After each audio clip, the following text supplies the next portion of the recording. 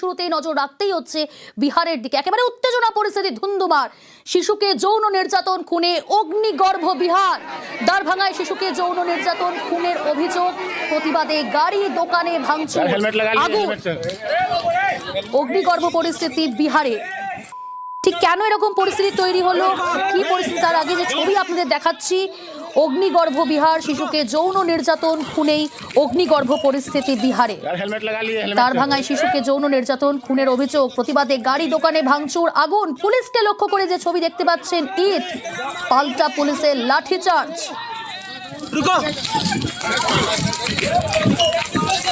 Helmet लगा लिए, helmet से পুলিশকে লক্ষ্য করে ইট, উত্তেজিত জনতা, পাল্টা পুলিশের লাঠিচার্জ, পরিস্থিতি নিয়ন্ত্রণে আনতে একের পর এক ইট ছোড়া হচ্ছে পুলিশকে লক্ষ্য করে। অগ্নিগর্ভ বিহার, শিশুকে যৌন নির্যাতন খুনে অগ্নিগর্ভ দারভাঙায়, প্রতিবাদে গাড়ি দোকানে ভাঙচুর, আগুন। प्रतिनिधि विपिन कुमार दास रही टेलीफोन लाइन। विपिन जी, क्या घटना हुई है, ये घटना कब हुई, पुलिस के मुताबिक क्या पता है?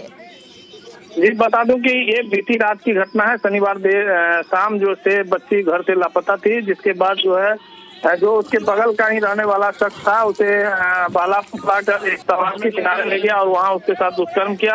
दुष्कर्म करने के बाद स्थिति ऐसी थी कि बच्ची पूरे खून से लथपथ हो गई और वहीं तड़पती हुई इसकी मौत हो गई। जिसके बाद जो है परिजन जो है काफी तलाशे, इसके बाद बच्ची मिली। पुलिस को सूचना हुआ, पुलिस ने उस आरोपी को सीसीटीवी के आधार पर दिख गया और उसे गिरफ्तार कर लिया गया। लेकिन आज सुबह से स्थानीय लोग ये चाह रहे थे कि उस आरोपी को हमारे हवाले कर दिया जाए, हम खुद से उसे इंसाफ देंगे। उसने जिस तरह से जघन हत्या किया है, दुष्कर्म किया है बच्ची के साथ, उसका खुद से सजा देना चाह रहे थे स्थानीय लोग।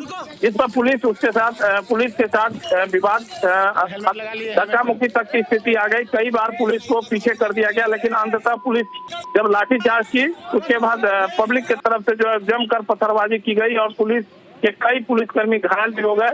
जिसके बाद काफी संख्या में पुलिस बल को बुलाया गया और पुलिस बल जब मुख्यालय से आए तब जाके जो है स्थिति सामान्य किया गया। वहीं जो आरोपी है वो पुलिस के गिरफ्त में है और आगे की कार्रवाई चल रही है। जी विपिन जी, अभी तक क्या स्थिति है? अभी स्थिति सामान्य कर लिया गया है, क्योंकि बच्ची का पोस्टमार्टम कराया जा रहा है। पोस्टमार्टम कराने के बाद सबको जो है परिजन को सौंपा जाएगा।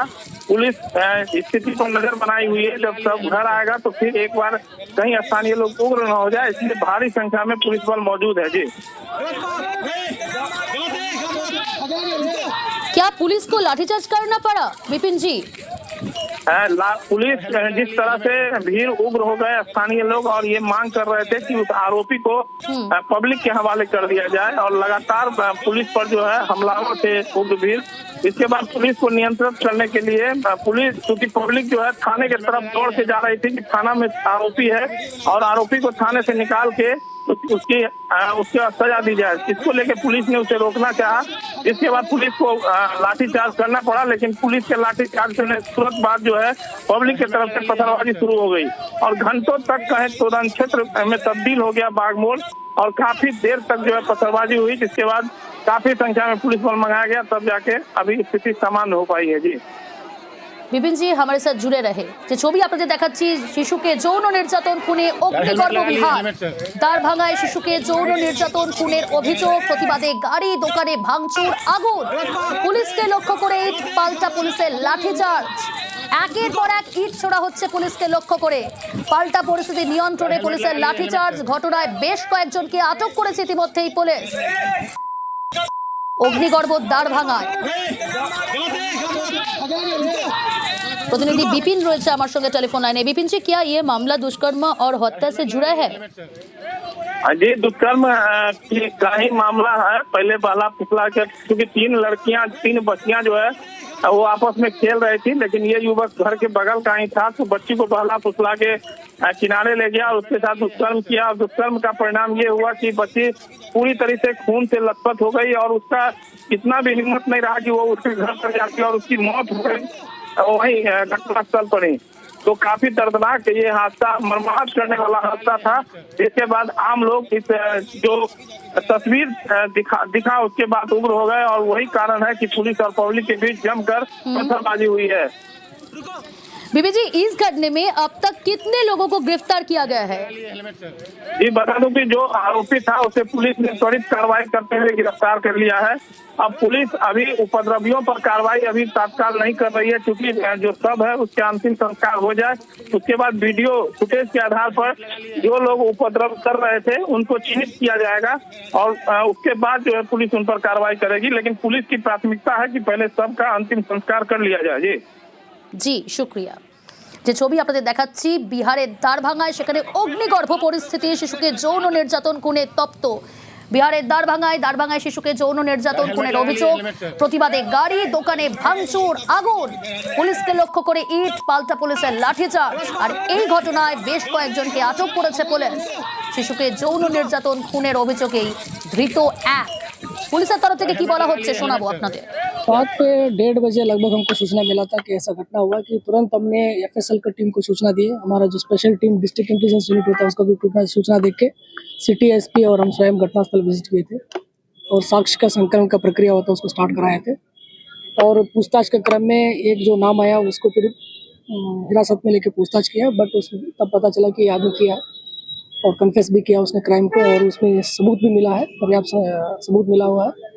और हमारा एफआईआर भी दर्ज हो गया अभी, और डेड बॉडी को शव को पोस्टमार्टम के लिए भेजा गया है, डीएमसीएच में है।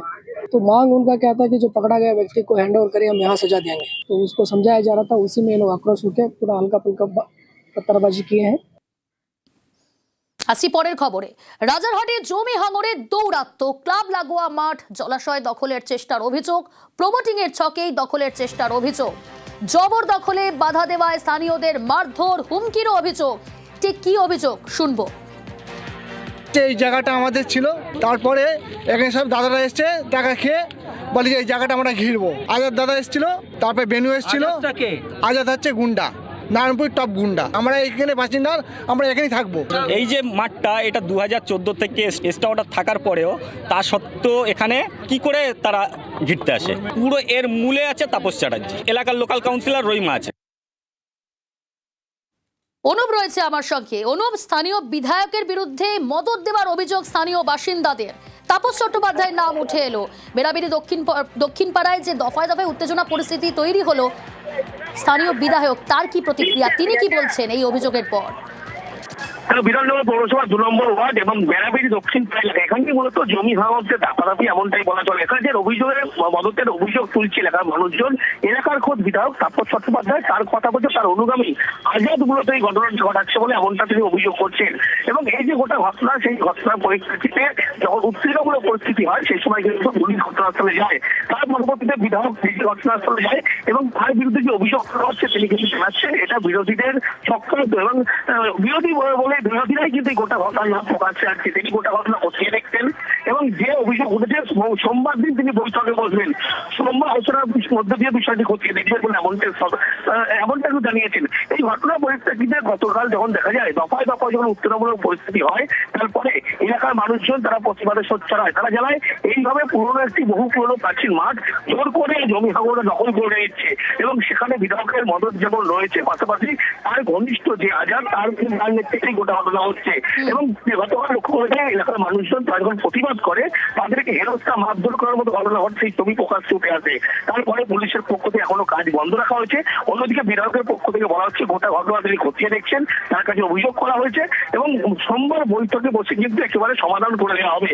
কিন্তু এখানেই প্রশ্ন উঠছে কি করে একটি পুরনো জমি এইভাবে জোর করে জমি আমরা দখল করে নিচ্ছে, সেই বিষয় নিয়ে পুলিশের পক্ষ থেকে গোটা বিষয় এই মুহূর্তে খতিয়ে দেখা হচ্ছে। বেশ, বিধায়কের কি বক্তব্য শোনাবো আপনাদের।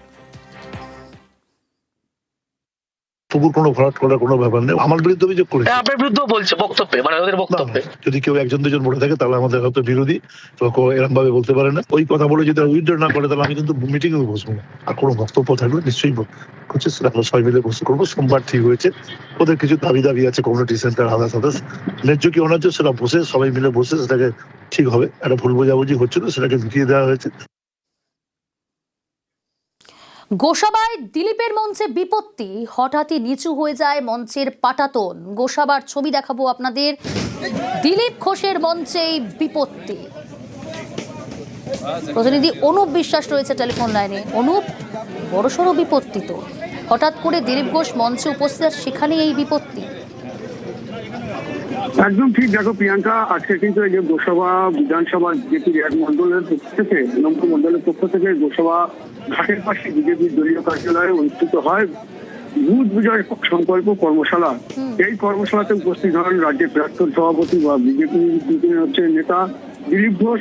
তিনি যখন মঞ্চে ওঠেন, মঞ্চে ওঠার পরেই কর্মীরাও তার সঙ্গে মঞ্চে ওঠেন। সে সময় কিন্তু এই কর্মীদের চাপেই এই যে মঞ্চটি রয়েছে তার পাটাতন ভেঙে বসে যায়। তড়িঘড়ি মঞ্চ ছাড়েন দিলীপ ঘোষ এবং স্থানীয় নেতৃত্বরা।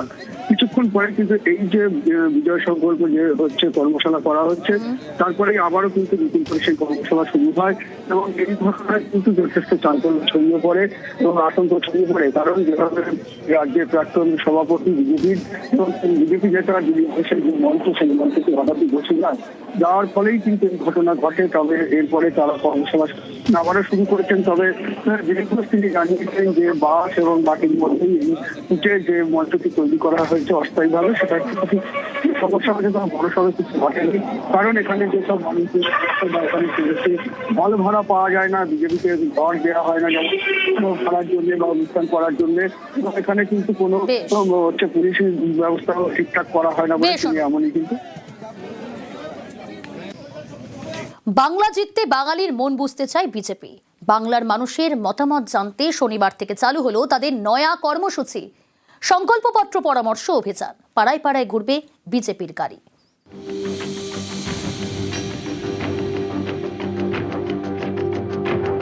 আমাদের যে সংকল্পপত্র হবে সেটা যেন সর্বব্যাপী হয় এবং সর্বস্পর্শী হয়, তার লক্ষ্যে আমরা সংকল্পপত্র পরামর্শ অভিযান শুরু করছি। ২১-এর বিধানসভা ভোটে সর্বশক্তি দিয়ে ঝাঁপিয়েছিল বিজেপি, তবুও অধরা থেকে যায় বঙ্গজয়। অনেকেই বলেন প্রচার যুদ্ধে বিজেপিকে বহিরাগতদের দল বলে দাগিয়ে দিতে সফল হয়েছিল তৃণমূল, তারই মাসুল দিতে হয়েছিল পদ্ম শিবিরকে। ২৬-এর আগে বাংলা জিততে তা এবার বাঙালির মন বুঝতে চায় বিজেপি। শনিবার থেকে চালু হয়ে গেল নতুন কর্মসূচি, সংকল্পপত্র পরামর্শ অভিযান। চলবে 18 ফেব্রুয়ারি পর্যন্ত।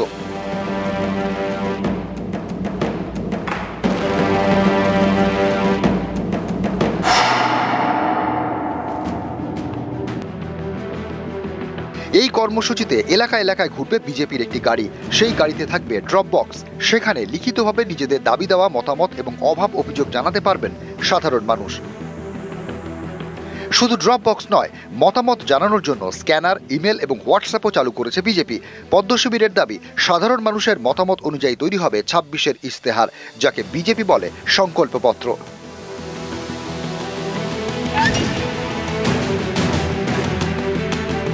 কার্যত এই মুহূর্তে পশ্চিমবঙ্গে যে সরকারটা আছে সেটা জীবন্ত জীবাশ্ম, লিভিং ফসিল। পরিবর্তন শুধু অবশ্যম্ভাবী নয়, পরিবর্তন নিশ্চিত হয়ে গেছে। 15 বছর তথাকথিত ক্ষমতার পালাবদলের পর যে সরকারটাকে পেয়েছি সেটা পশ্চিমবঙ্গ রাজ্য সরকার হয়ে উঠতে পারেনি, সেটা সম্পূর্ণভাবে তৃণমূল কংগ্রেস সরকার থেকে গেছে। এটা যাতে বিজেপি সরকার না হয়ে যায়, সেই পশ্চিমবঙ্গ রাজ্য সরকার তৈরির লক্ষ্যেই আমাদের এই বিকশিত ভারতের সংকল্পপত্র গ্রহণের অভিযান। পশ্চিমবঙ্গে এই ধরনের 1000টি জায়গায় এই ড্রপ বক্স থাকবে। এই বার্তা নিয়েই বিজেপির যারা নেতৃত্ব রয়েছেন তারা পৌঁছবে মানুষের কাছে, এমনটাই বক্তব্য বিজেপির। এই প্রচার অভিযানের মাধ্যমে তারা আগামী দিনে সংকল্পপত্র প্রকাশ করবে, এমনটাই বক্তব্য রাজ্য বিজেপি নেতৃত্বের। ক্যামেরায় অর্চনের সঙ্গে সুস্মিতা, নিউজ 18 বাংলা, কলকাতা।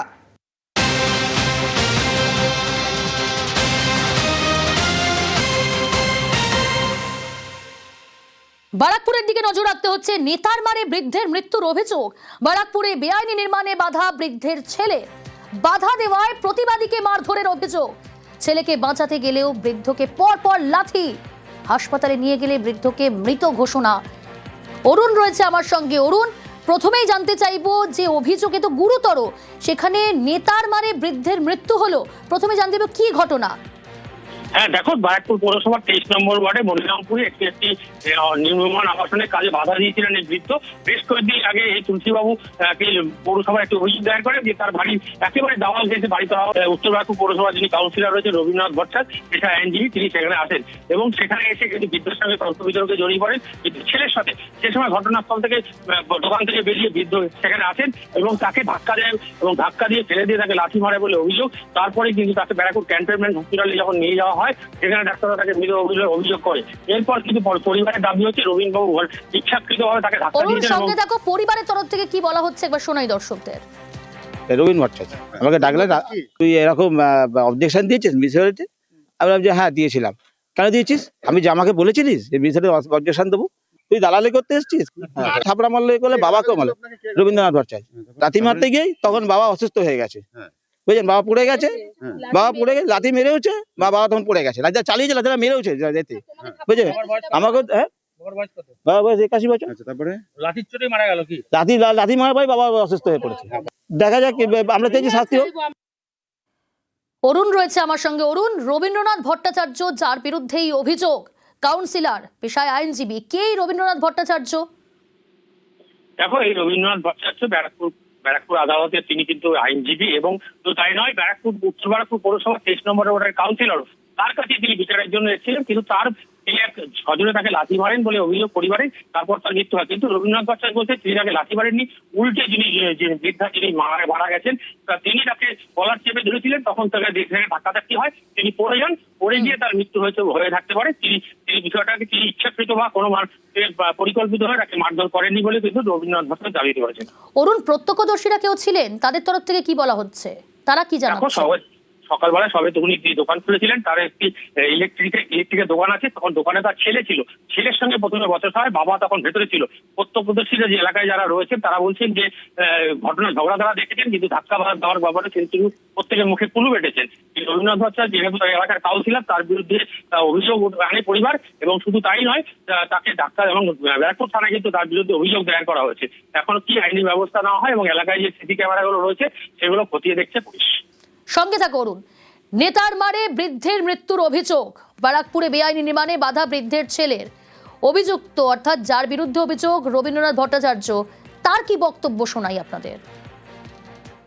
উনি মিথ্যা কথা বলেছেন, কে করেছে আমি জানি না। তুলসী অধিকারী ছেলে তুলসী অধিকারীকে নিয়ে আমি যখন চা খাচ্ছি চায়ের দোকানে, আমাকে কলার ধরে আমার মা বাবা তুলে খিস্তি দেয়, হ্যাঁ, এবং সেইটার প্রতিবাদ করলে সৌমেনকেও ধরে মারধর করে খিস্তি দেয়। আমি শুনলাম উনি নাকি অসুস্থ ছিলেন, তো এরপরে ওখান থেকে যখন বললে সবাই বলা হলে তো বাবাকে নিয়ে চলে যা, তখন হেমন্ত ওইখানে নিয়ে চলে যাওয়ার সময় ওখানে সবজি বিক্রি করে, ওইখানে গিয়ে সে নাকি অসুস্থ হয়ে পড়ে, তারপর তাকে নিয়ে হাসপাতালে যায়। এটা বিষয়, লাথি মারার কোনো সুযোগই নেই, উল্টে তিনি আমার এরকম কলার ধরেছেন।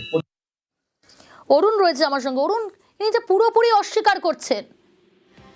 হ্যাঁ, একদমই তাই। তিনি বলছেন যে তিনি এই ধরনের ঘটনার সঙ্গে কোনোভাবেই জড়িত নয়, এটা আকস্মিক দুর্ঘটনা। তিনি ধাক্কা ছেড়ে এতটা উত্তেজিত হয়ে দোকান থেকে বেরিয়ে এসে উল্টো রবীন্দ্রনাথ ভট্টাচার্য কলার ধরেছেন বলে রবীন্দ্রনাথ ভট্টাচার্য দাবি করেছেন। এরপরেই কিন্তু তিনি পড়ে যান এবং তাকে ক্যান্টনমেন্ট হসপিটালে নিয়ে গেলেন, ডাক্তাররা তাকে মৃত বলে ঘোষণা করে। তাই তিনি বলেছেন যে আমি এই ধরনের ঘটনা ঘটাইনি, তাকে শুধু তাকে এইভাবে বদনাম করা হচ্ছে। তিনি এলাকার প্রভাবিতা, তার সম্বন্ধে আগে কোনো এরকম এলিগেশন নেই। তিনি ইচ্ছাকৃতভাবে কোনো কিছু করেননি, যা ঘটেছে সম্পূর্ণটাই হটকারিতার বশে হয়েছে এবং সমস্তটা দায়ী পরিবারের, বৃদ্ধার পরিবারকে তিনি বলছেন। বেশ,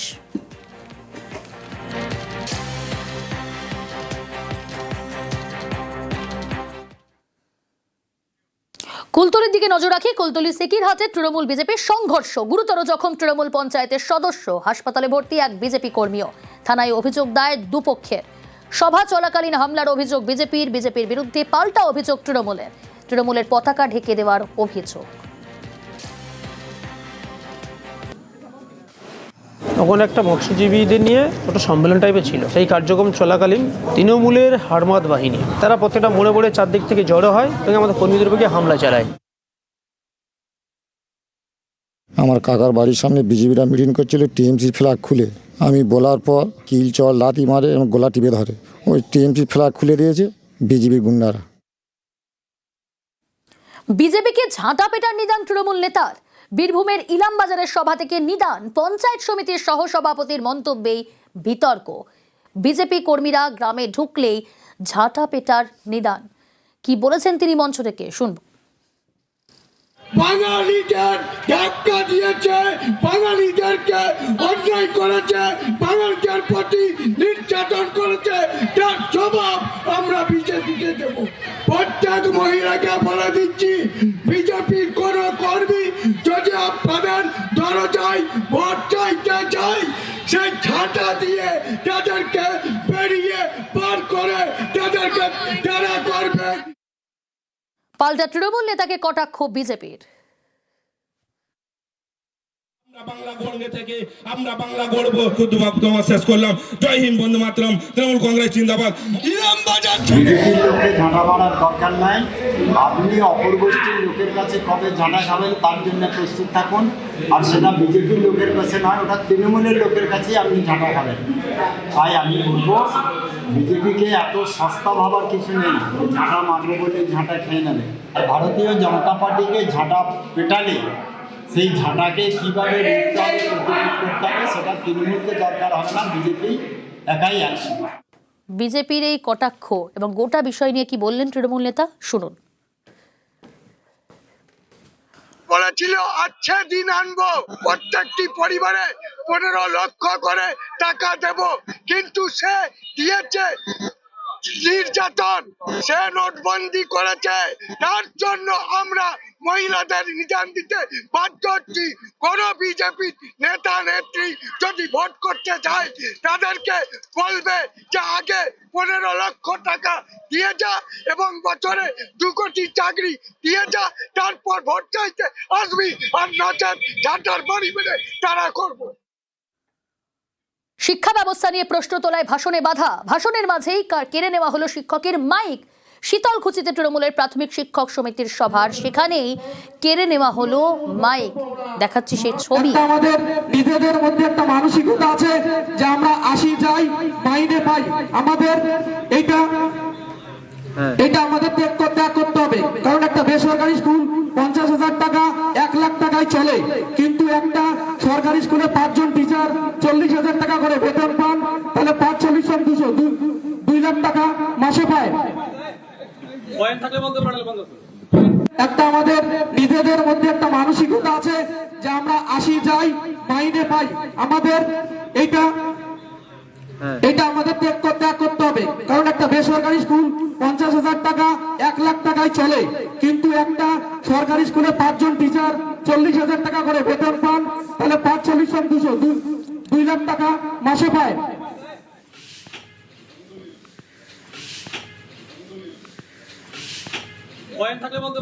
রাজেশ রয়েছে আমার সঙ্গে। রাজেশ, শিক্ষা ব্যবস্থা নিয়ে প্রশ্ন তোলায় বাধা দেওয়া হলো, কিন্তু কি কারণে মাইক কেড়ে নেওয়া হলো? যে বা যারা মাইক কেড়ে নিলেন তাদের কি বক্তব্য, কেন কাড়লেন মাইক শিক্ষকের? দেখো, শীতলকুচির গোসাইহাট এলাকায় প্রাথমিক শিক্ষক সমিতির পক্ষ থেকে একটি সভার আয়োজন করা হয়। সেখানে তৃণমূল কংগ্রেস প্রাথমিক শিক্ষক সমিতির যারা শিক্ষকরা রয়েছিলেন তারা যেমন উপস্থিত ছিলেন, তেমনি প্রাথমিক শিক্ষা সংসদের চেয়ারম্যান সহ অন্যান্য তৃণমূল নেতৃত্ব এবং সংগঠনের বিভিন্ন নেতৃত্বরা উপস্থিত ছিলেন। যেখানে দেখা যায় ভিডিওতে যে একজন শিক্ষক বিভিন্ন অভিযোগের বিষয় নিয়ে কথা বলছেন, বিভিন্ন সমস্যা কেন্দ্রিক বিষয় নিয়ে কথা বলছেন এবং কথা বলার সময় তার মাইকটা কেড়ে নেওয়া হয় এবং এই ঘটনাকে কেন্দ্র করে কিন্তু যথেষ্ট চাঞ্চল্য ছড়িয়েছে শীতলকুচিতে। তবে প্রাথমিক শিক্ষা সংগঠনের পক্ষ থেকে যেটা জানানো হয়েছে যে প্রত্যেক শিক্ষককেই তাদের বিভিন্ন সমস্যা নিয়ে কিন্তু কথা বলতে বলা হয়েছে। সেখানে একজন শিক্ষককে দীর্ঘক্ষণ ধরে কথা বলছিলেন, বাকি শিক্ষকদেরও কথা বলা প্রয়োজন। তাকে বারবার বলার পরেও তিনি কিন্তু মাইক ছাড়ছিলেন না, তাই তাকে সেখান থেকে বিরত করা হয়েছে। কোনোভাবে মাইক কেড়ে নেওয়া হয়নি বলে তাদের দাবি। অপরদিকে তৃণমূল কংগ্রেসের পক্ষ থেকেও জানানো হয়েছে যে এমন কোনো ঘটনাই ঘটেনি। তবে বিজেপি অবশ্য এই ঘটনা নিয়ে কটাক্ষ করেছে। বেশ, আমাদের জেলা প্রেসিডেন্ট স্যার এই দুজনের মূল বক্তব্য আমরা এটা মিথ্যা অভিযোগ। কারণ কালকে ওই মিটিংয়ে আমি ছিলাম, এরকম ঘটনা কোনো ঘটেনি। আসি পরের খবরে। ঘোষণার পরের দিনই লক্ষ্মী লাভ, বৃহস্পতিবার রাজ্য বাজেটে ঘোষণা। শুক্রবার থেকেই মহিলাদের ব্যাংক অ্যাকাউন্টে বর্ধিত লক্ষ্মীর ভান্ডারের টাকা। লক্ষ্মীর ভান্ডার 500 টাকা করে বেড়ে গেল সবার জন্য। যারা 1000 পেত 1500 পাবে, আর যারা 1200 পেত তারা 1700 পাবে।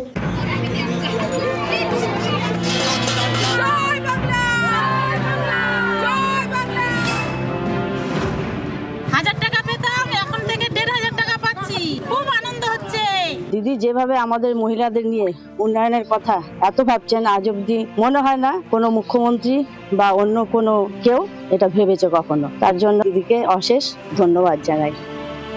বৃহস্পতিবার রাজ্য বাজেটে ঘোষণা, শুক্রবারই মহিলাদের ব্যাংক অ্যাকাউন্টে পৌঁছে গেল বর্ধিত লক্ষ্মীর ভান্ডারের টাকা। এতদিন লক্ষ্মীর ভান্ডারে মাসে মাসে 1000 টাকা করে ভাতা পেতেন মহিলারা।